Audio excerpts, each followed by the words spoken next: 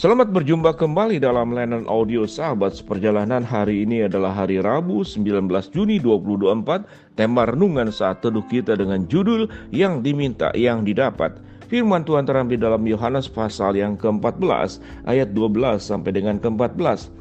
Aku berkata kepadamu, sesungguhnya barang siapa percaya kepadaku, ia akan melakukan juga pekerjaan-pekerjaan yang aku lakukan, bahkan pekerjaan-pekerjaan yang lebih besar daripada itu, sebab aku pergi kepada Bapa, dan apa yang kamu minta dalam namaku, aku akan melakukannya, supaya Bapa dipermuliakan di dalam Anak.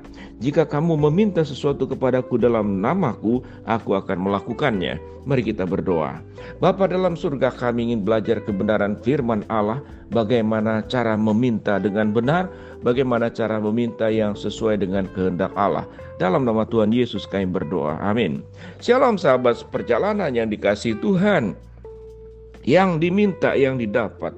Pertanyaannya, betulkah semua permintaan yang kita sampaikan kepada Tuhan akan didapatkan? Apapun yang kita minta tanpa ada sortir, tanpa ada kemudian pemilahan, semuanya akan diberikan. Kalau saat ini kita minta gunung, itu ada di depan rumah kita, apakah betul terjadi? Kalau kita minta misalkan panjang umur sampai 100 tahun, apakah terjadi? Kalau kita minta misalkan punya rumah mewah dengan ukuran tertentu, apakah terjadi? Lalu apa yang dimaksud pada ayat 13? Apa yang kamu minta dalam namaku, aku akan melakukannya. Catatan ini jelas sekali. Tatkala aku memintanya di dalam namaku, nama Tuhan, bukan aku memintanya di dalam kehendakku dan di dalam namaku, yaitu namaku pribadi. Jadi seringkali ada sebagian banyak anak-anak Tuhan yang memahami tentang doa dengan cara keliru. Kita berpikir kalau kita meminta apa saja lalu dipenuhi. Tidak demikian. Apapun yang kau minta, catatan dalam Alkitab adalah di dalam namaku, di dalam nama Kristus. Kalau kita melihat pada ayat 12, apa permintaan yang tepat? Yaitu ada perintah Tuhan. Kalau engkau sudah di dalam aku, engkau percaya kepadaku, maka engkau akan melakukan pekerjaan-pekerjaan yang dilakukan oleh Kristus. Pekerjaan yang Tuhan lakukan. Jadi apa yang dimaksud dengan yang diminta di dalam namaku? Kita boleh meminta apapun yang hubungannya dengan kehendak Allah, yang hubungannya dengan pekerjaan Allah. Itu yang dimaksud dengan apapun yang kau minta di dalam namaku akan dipenuhi. Kalau kaitannya adalah sesuai dengan kehendak Allah dan untuk pekerjaan Allah, maka akan dipenuhi. Sahabat seperjalanan yang dikasihi Tuhan, pernah saya berdoa agar Tuhan, saya ingin meminta untuk melakukan sebuah pekerjaan Tuhan, untuk bisa mengurus banyak anak-anak asuh, dan Tuhan percayakan sekian tahun lamanya. Ada yang mereka dari TK sampai sekarang kemudian sudah berkeluarga sampai punya anak. Ada yang sudah lulus kuliah, sudah lulus kerja. Aku meminta kepada Tuhan, cukupkanlah. Dan Tuhan menyediakan semua kebutuhan untuk sekian banyak anak-anak asuh yang diurus, sampai mereka bisa menyelesaikan, mencukupkan kebutuhan mereka, sakit mereka, kebutuhan sekolah mereka, pakaian, kacamata, sepatu, dan aspek-aspek yang lainnya, termasuk kebutuhan keseharian. Aku meminta Tuhan untuk aku melakukan pekerjaan Tuhan, memperhatikan anak-anak yang membutuhkan perhatian, bimbingan, dan kasih Allah melalui pekerjaan pembimbingan anak-anak asuh. Maka itu adalah meminta sesuatu yang untuk melakukan pekerjaan-pekerjaan Allah. Nah, bagi kita yang sebagai anggota keluarga yang bekerja mencari nafkah, boleh kita meminta Tuhan, cukupkanlah anak cucuku, supaya aku selaku oma dan opa, aku selaku orang tua, ayah dan ibu, aku bisa menjadi ayah ibu yang baik, oma dan opa yang baik, membawa anak dan cucuku. Mereka boleh berjalan di dalam kehendak Allah. Mereka menjadi orang yang penuh dengan beriman. Tidak hanya mereka berhikmat, kalau mereka pandai, kalau mereka kaya, biarlah mereka tetap dipakai oleh Tuhan. Itu pun adalah pekerjaan Allah. Itu yang kita minta. Tetapi kalau mintanya itu tidak di dalam nama Tuhan, tapi dalam namaku, Tuhan, aku ingin barang branded tertentu.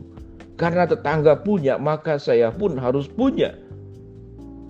Maka ini berbicara tentang gengsi Tuhan. Maka masa aku dipermalukan, aku tidak punya barang tertentu seperti tetangga punya.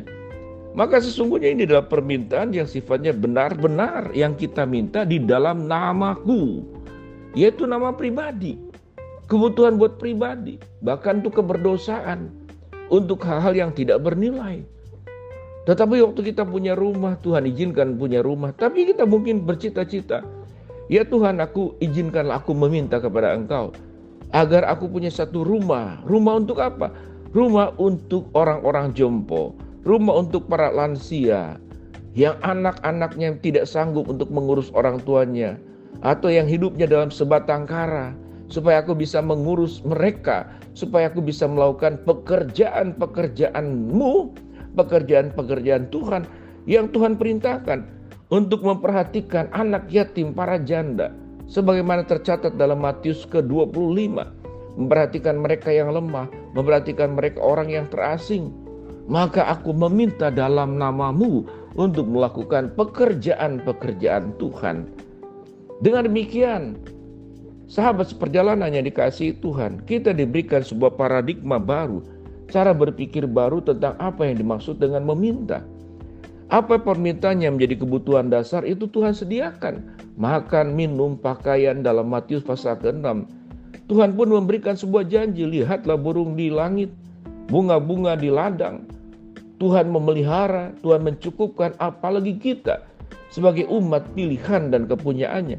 Tuhan akan cukupkan.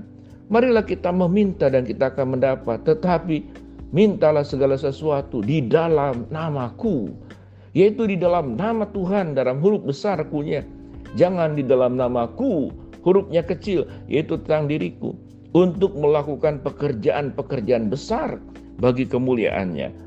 Maka percayalah, apapun yang kita minta untuk pekerjaan Allah, untuk menyatakan kasih dan kemuliaan Allah, Tuhan akan berikan sesuai dengan kehendaknya dan untuk pekerjaannya.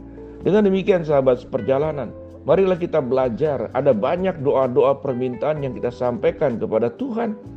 Maka berhentilah semata-mata hanya untuk pemikiran dan kebutuhan diri sendiri.